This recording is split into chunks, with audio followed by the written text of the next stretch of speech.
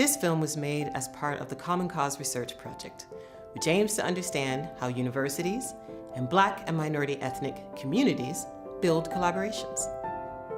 Each of these films tells a different story of how these collaborations might work. They range from long-term partnerships to short-term projects and events. The films are designed to prompt discussion and reflection. We encourage you to ask, what questions might be learned for the future from these stories?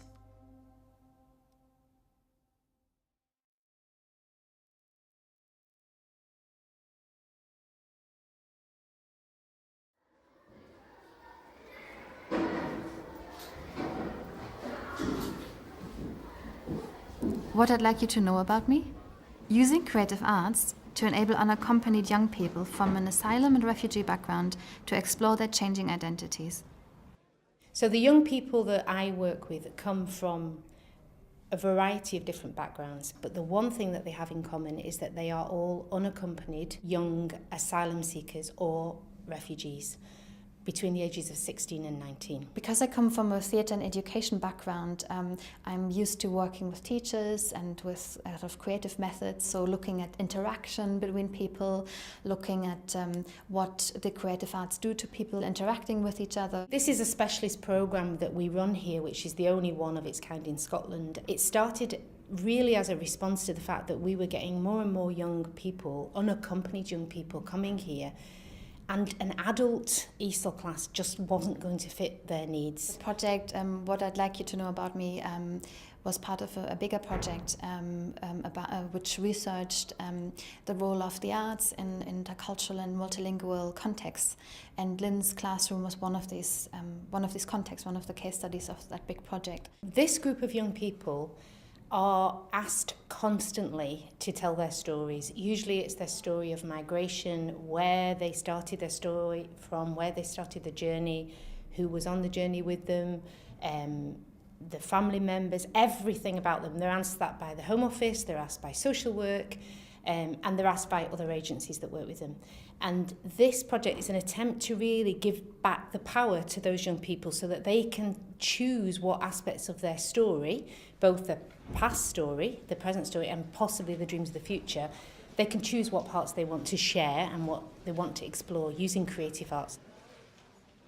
We had a whole time before the actual work in the classroom where, Lynn and Ross and I and the artists, we just talked about how we would even approach research in a situation like this in a classroom that's very intercultural and very multilingual. So we had a lot of conversations about the traditional measurements that might be used in psychology to measure, for example, well-being or distress are not appropriate with this group of young people and in this context for a number of reasons. One, because of the language difficulties. The second is because of the kind of Western cultural bias that is present in those measurements.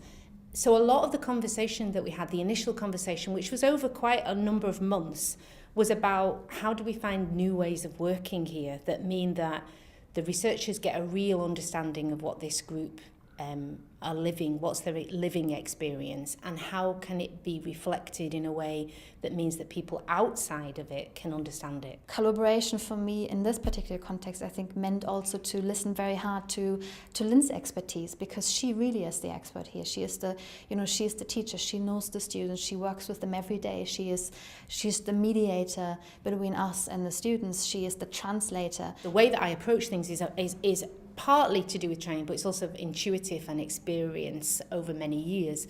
What was interesting for me was when the academics would come up with a theory that matched my practice. So Lynn gave the students a really simple little task, which is if I didn't know you, what would you like me to know about you?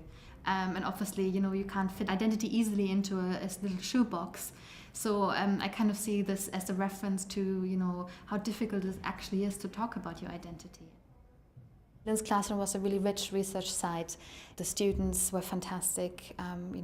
It's a mix of languages, a mix of personalities, a mix of, different cultural backgrounds. And Lynn is using a lot of creative arts methods, so she's using a lot of craft work, she's using drama. What was a struggle? My feeling is that these young people have got a huge amount to offer. And so it's how do you balance what they have to offer with the reality of what their lives are like in an identity box, or in any piece of research actually, without making that the whole focus of it. Some of the challenges and difficulties really came from saying, okay, maybe we can't have a plan beforehand, a perfect plan, a watertight plan.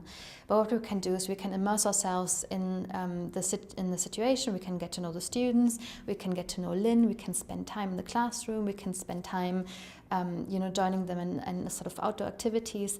And then we can come up with a plan that is suited to the situation. I think probably one of the highlight moments for me is when we were making the identity boxes and we had some music on and the young people were talking and laughing and speaking in their own languages as well as English, and they were moving out of this very rigid, I'm an asylum seeker, I'm a refugee, I'm here to learn English, but more into what you would normally see with a bunch of young people, while at the same time they were really engaged in what they were doing. What came out of the collaborative practice was that Lynn and I and Ross, we wrote poems together as part of a research collaboration. So they give a little bit of a sense of the communication process, I suppose, about what the students said, and then also what we as researchers and teachers thought about the process of, making the boxes. Mother, you asked me to print a picture of Amir Khan and his mother. I don't know who Amir is. You're surprised.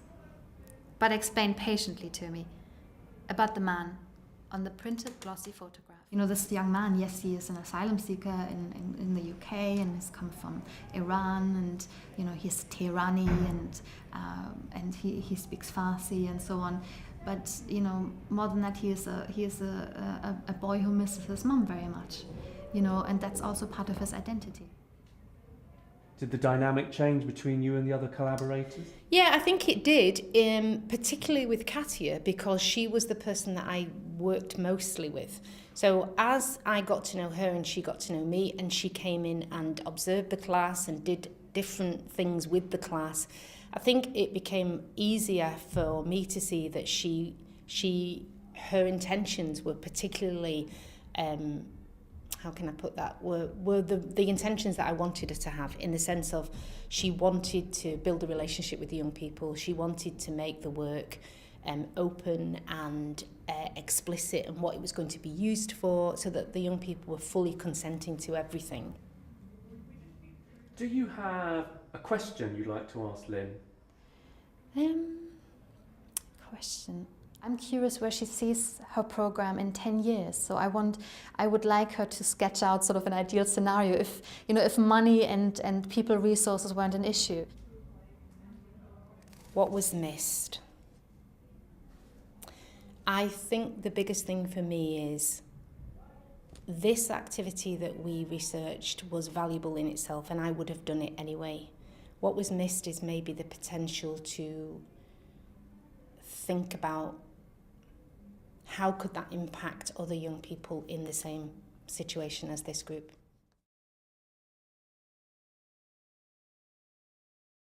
If you are interested in finding out more about the project, please go to the Common Cause website.